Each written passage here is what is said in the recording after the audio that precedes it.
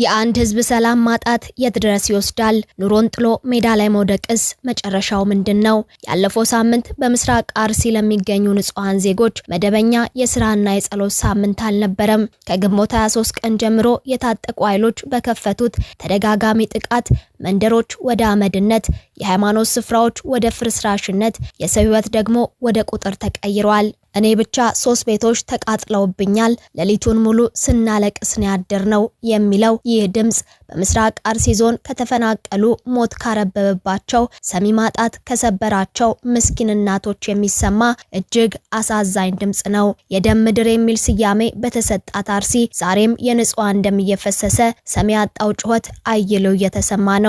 በአርሲ ምድር በሰላም ወጥቶ መግባት በማንነት መኩራት ላም ባልዋለበት እንደሚባለው ህልም ሆኗል። በአንድ ጀንበር 280 ሰዎች ከቀያቸው ተፈናቅለዋል። ከ200 በላይ ቤቶች ወደ አመድነት ተቀይረዋል።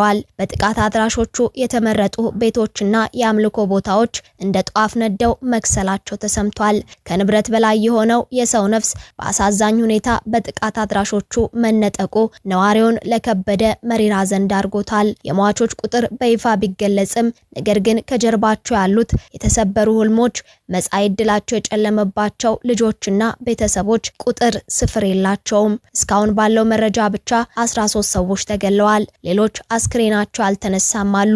ይህ የሩቅ አገር የጦርነት ዜና አይደለም። የአካባቢው ነዋሪዎች የጥቃቱን ሰዓት እንዲህ ሲሉ ያስታውሱታል። ቤተክርስቲያኑ ትናንት ከቀኑ 7 ሰዓት ነው መቃጠል የጀመረው። እስከ ምሽት ድረስ እየነደደ ነበር። ለመጠጋት አልቻልንም።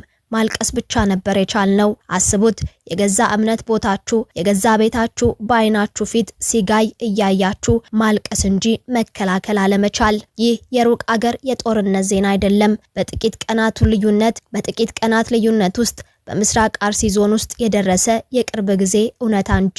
እድሜያቸው 101 የደረሰ ታሪካዊ የአምልኮ ቦታዎች ወደ አመድነት ሲቀየሩ፣ የንጹሃን ደም ምድሪቱን ሲያርስ፣ የህፃናት ለቅሶ አይሎ የወጣቶቹ አይታ ቢበረታም የመንግስት ያለ የሚለው የህዝብ ጩኸት ግን አሁንም ምላሽ አጣ ይመስላል። ይህ አሰቃቂ ድርጊት የማህበራዊ ሚዲያውንና የኪነ ጥበብ ሰዎችን እጅጉንም አስቆጥቷል። ታዋቂው አርቲስት መሰረት መብራቴ በይፋዊ ገጿ ላይ የተሰማትን ጥልቅ ሐዘን ስትገልጽ የምስራቅ አርሲን የደም ምድር ስትል ጠርታለች። ከምድራዊ ዳኞች ፍትህ ማግኘት ባለመቻሉ ፍትህ ፍለጋ ወደ ሰማያዊ አምላክ መዘርጋቱንም ስትገልጽ፣ ሌሎች ድምጾች ደግሞ መንግስት ሰላምን ማስከበር ካልቻለ ኃላፊነቱን በፍቃዱ መልቀቅ አለበት ሲሉ ሞግተዋል። በአርሲ ንጹሃን ዜጎች ላይ የደረሰው ይህ ግፍና በደል የብዙዎችን አንጀት አሳርሯል። በርካቶችም በጉዳዩ ዙሪያ ሀሳባቸውን ሲያሰፍሩ ብፁዕነታቸው ልብ ሰባሪ መልእክትን አጋርተዋል። የሐዘን መግለጫ ሻማ ሰልችቶናል ስትል ለመንግስት ያልተጠበቀ ጥያቄን የሰነዘረችው የአውለት አህመድ መልእክት መነጋገሪያ ሆኗል። ለመሆኑ በአርሲ የተከሰተው ምንድነው? ይህ ጥቃት ለምን በተደጋጋሚ ይከሰታል? ከጀርባው ያሉ የታጣቂ ኃይሎች ዓላማስ ምንድነው? ንጹሃን ዜጎች በገዛ ሀገራቸው ሜዳ ላይ ወድቀው የሚቀሩትስ እስከ መቼ ነው? የፌዴራል መንግስት ጣልቃ ገብነትስ ለምን ዘገየ? ጥቃት የደረሰባቸው ዜጎች ያሉበት አሳዛኝ ሁኔታስ ምን ይመስላል? ሁሉንም በዝርዝር እንነግራችኋለን። ሰላም ጤና ይስጥልን ውድ የአማርያ ቲዩብ ቤተሰቦች፣ በዛሬው መሰናዶ በአርሲ ስለተፈጸመው ዘግናኝ ጥቃትና ከጥቃቱ ጀርባ ስላለው እውነት እንዲሁም ጥቃቱን ተከትሎ ከታዋቂ ሰዎች የተሰነዘሩ ያልተጠበቁ ሀሳቦችን እንነግራችኋለን። እናንተም ቻናሉን ሰብስክራይብ፣ ቪዲዮን ላይክ እና ሼር በማድረግ እስከ መሰናዶ ፍጻሜ አብራችሁን ቆዩ። ያለፈው ሳምንት በምስራቅ አርሲ ለሚገኙ ንጹሃን ዜጎች መደበኛ የስራና የጸሎት ሳምንት አልነበረም። ከግንቦት 23 ቀን ጀምሮ የታጠቁ ኃይሎች በከፈቱት ተደጋጋሚ ጥቃት መንደሮች ወደ አመድነት፣ የሃይማኖት ስፍራዎች ወደ ፍርስራሽነት፣ የሰው ህይወት ደግሞ ወደ ቁጥር ተቀይሯል። በምስራቅ አርሲ ዞን በአርሲ ሀገረ ስብከት ስር በሚገኙ አስሊና ስልጤ ወረዳዎች የደረሰው አሰቃቂ ድርጊት እስካሁን ባለው መረጃ ብቻ 13 የኦርቶዶክስ እምነት ያላቸው ሰዎች በአሰቃቂ ሁኔታ ህይወታቸው ተቀጥፏል። ሌሎች ደግሞ መገደላቸው ቢታወቅም እስካሁን ድረስ ግን አስክሬናቸው ባለመነሳቱ ምክንያት ብቻ የቀብር ስነ ስርዓታቸው እስካሁን አለመፈጸሙ ተሰምቷል። የሟቾችን ዝርዝር ያስመለከተው መረጃም የህመሙን ጥልቀት ያስረዳ ሆኗል። የ70 ዓመቱ አዛውንት አቶ ደምረው አበራ፣ የ56 ዓመቱ አቶ ከፈለን እያዩ እንዲሁም ገና የ25 ዓመት ወጣት የነበረው ተሬ ደሴ ህይወታቸው የተቀጠፈው በገዛ ቀያቸው ነው። ልጄ ተገድላብኛለች፣ የልጄ ልጅ ዲያቆን ነበር፣ እሱም ተገደሉብኝ የሚሉት እናት ድምጽ የአንድ ቤተሰብ ብቻ ሳይሆን የአንድ ማህበረሰብ ስብራትን ይገልጻሉ። ጥቃቱ በሰው ሕይወት ላይ ብቻ አላበቃም። እድሜ ጠገቡና የታሪክ ቅርስ የሆነው ከ101 ዓመት በላይ የቆየው የመላእክት አለቃ የቅዱስ ገብርኤል ቤተክርስቲያንም ሙሉ በሙሉ በቁሙ እሳት ነዶ ወደ አመድነት ተቀይሯል። ቤተክርስቲያኑ ትናንት ከቀኑ 7 ሰዓት ጀምሮ እስከ ምሽት ድረስ ሲነድ ነበረ።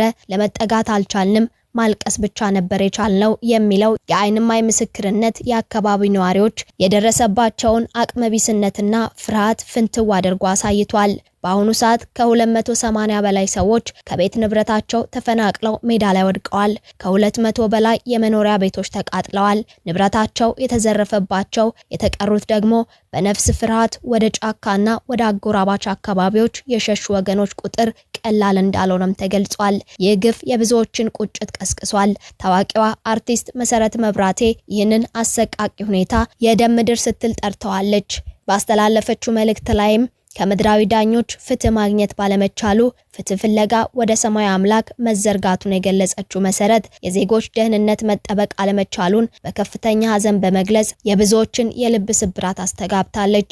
ይህቺ ሻማ ሰልችታለች ስትል ደግሞ አነጋጋሪ ሐሳብ የሰነዘረችው ሐውለት አህመድ ናት። በአገራችን ለሚቀጥሉት ብዙ 10 ዓመታት ምናልባትም አሁን በህይወት የምንገኝ ሰዎች በአጠቃላይ ሳናይ የምንሞተው ነገር የመንግስት ከፍተኛ ባለስልጣናት ኃላፊነቴን በአግባቡ ስላልተወጣው ስራዬን በፍቃዴ ለቅቄያለሁ፣ ከእኔ የተሻለ ሰው ይምራው የሚለውን ነው። በአርሲ ዞን በኦርቶዶክስ ክርስትና አማኞችና አብያተ ክርስቲያናት ላይ በተደጋጋሚ ጥቃቶች እየተሰነዘሩ ብዙ ሰው በአሰቃቂ ሁኔታ ሞተ። አብያተ ክርስቲያናትና ቅርሶችም ወደሙ። በነዋሪዎቹ ዘንድም ስጋትና ጥርጣሬ ሰፈነ። ይህን ተደጋጋሚ ጥቃት ለማስቀረት የተሰራ ስራ አለ። ሰላም ማስከበር 100% የክልሉ መንግስት ስራ አይደለም እንዴ?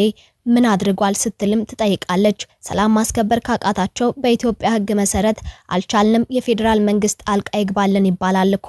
መቼም እኔ ለዚህ ኃላፊነት ብቁ ሆኜ አልተገኘውም፣ የተሻለ ብስለትና ልምድ ያለው ሰው ይተካኝ የሚሉ ኃላፊዎችን በህይወት እያለን እንደማናይ እሙን ነው። ሰው ባለቀ ቁጥር ይችን ሻማ ብልጭ ማድረግ ምን ፋይዳ አለው ስትል ትጠይቃለች። እንዲሁም ይሰለቻል በማለትም ምላሿን ታስቀምጣለች። የክልሉ መንግስት ለዚህ ዞን ልዩ ትኩረት ሰጥቶ ህዝቡን ይጠብቅ። በጊዜ መፍትሄ ካልተሰጠ የዚህ ዳፋ የማይተርፈው ሰው የለም። እንደ አንድ ተርታ ዜጋ በደረሰው ጉዳት ሐዘኔን ለመግለጽ እወዳለሁ ስትልም ሐውለት አህመድ ሐሳቧን አጋርታለች። ሰላም ማስከበር የመንግስት ቀዳሚ ኃላፊነት ቢሆንም የአካባቢው ነዋሪዎች ግን የመንግስት ያለ እያልን ብንጮህም እስካሁን ያገኘነው መፍትሄ የለም ይላሉ። ሰላማዊ ዜጎች በማንነታቸውና በእምነታቸው ብቻ ሲታደኑ መንግስታዊ ኃላፊነትን የተሸከሙ አካላት ዝምታ ግን ጥያቄዎችን እያስነሳ ይገኛል። ንጹሃን ዜጎች በገዛ ሀገራቸው ሰላም አጥተው የሚሰደዱት እስከ መቼ ነው የሚል ጥያቄንም ፈጥሯል። የታሪክና የሃይማኖት ቅርሶች በጠራራ ፀሐይ ሲጋዩ የሚቆምላቸው አካል የለም። እነዚህ ጥያቄዎች ዛሬም በምስራቅ አርሲ ሰማይ ላይ እንደ ጭስ እያረጉ መልስ ይፈልጋሉ። ብፁዕ አቡነ ኤልያስ የአርሲና ሶማሌ ክልል ጅጅጋ ሀገረ ስብከት ሊቀ ጳጳስ በምስራቅ አርሲ ሀገረ ስብከት 13 ኦርቶዶክሳውያን መገደላቸውን እንዲሁም ከ280 በላይ ምዕመናን መፈናቀላቸውን እጅግ ጥንታዊ ቤተክርስቲያንም መቃጠሉን አሳውቀው ሐሳባቸውን እንዲሁም ለተጎጂ ቤተሰቦች መጽናናት በመመኘት በደረሰው ጥቃት ማዘናቸውን ገልጸዋል። ብፁዕነታቸው ከግንቦት 23 ቀን 2018 ዓ.ም ጀምሮ በአርሲ ሀገረ ስብከት በአስኮ ወረዳ በሺርካ ወረዳና ሆንቆሎ ዋቤ ወረዳ 13 ኦርቶዶክሳውያን ሲገደሉ የ101 ዓመት ዕድሜ ያለው የጠላታ ቅዱስ ገብርኤል ቤተክርስቲያን ሙሉ በሙሉ በእሳት መውደሙን ገልጸዋል። የካራ ኩፍትና መድኃኔዓለም ቤተክርስቲያን ላይም ዘረፋ እየተካሄደ ሲሆን ምዕመናንም ጽላቱን ይዘው ተሰደዋል፣ መኖሪያ ቤታቸውም ተቃጥሏል ሲሉም ገልጸዋል። የተገደሉ ሰዎች ስም ዝርዝርን ያካተተው የብፁዕነታቸው የሐዘን መግለጫም በአካባቢው የሚኖሩ ምዕመናን እጅግ አሳዛኝ ሁኔታን እያሳለፉ እንደሆነ የገለጸ ሆኗል። በመሆኑም ኦርቶዶክሳውያኑ ተወልደው ካደጉበት ወልደው ከሳሙበት ቀያቸው በሃይማኖታቸው ብቻ ቤታቸው እየተለየ ተቃጥሏል፣ ንብረታቸውና ከብቶቻቸው ተዘርፈዋል። ከጥቃቱ የተረፉ ነዋሪዎችም ይዘውት የሸሹት እምነታቸውንና ማንነታቸውን ብቻ መሆኑን አሁን ላይ ሜዳ ላይ ወድቀው ይገኛሉ ብለዋል። ለተፈጸመው ጥቃት የተሰማንን ጥልቅ ሐዘን እየገለጽንም የሞቱት ወገኖች ልጆቻችን እግዚአብሔር አምላክ ነፍሳቸውን ይማር፣ በመንግስተ ሰማያት ያሳርፍልን፣ ያዘኑትንና የተፈናቀሉትን ወገኖች ልጆቻችንንም እግዚአብሔር ያጽናናልን ሲሉ ሐዘናቸውን ገልጸዋል። ውድ የአማርያ ቲዩብ ቤተሰቦች እኛም በቻናላችን ስም በደረሰው ጥቃት ማዘናችንን እየገለጽን ለሞቱት ነፍስ ይማር እያልን ለቤተሰቦቻቸውም መጽናናት በመመኘት የዛሬውን መሰናዶ አበቃን። ዳግም በሌሎች ወቅታዊ መሰናዶች እስክንገናኝም በያላችሁበት ሰላም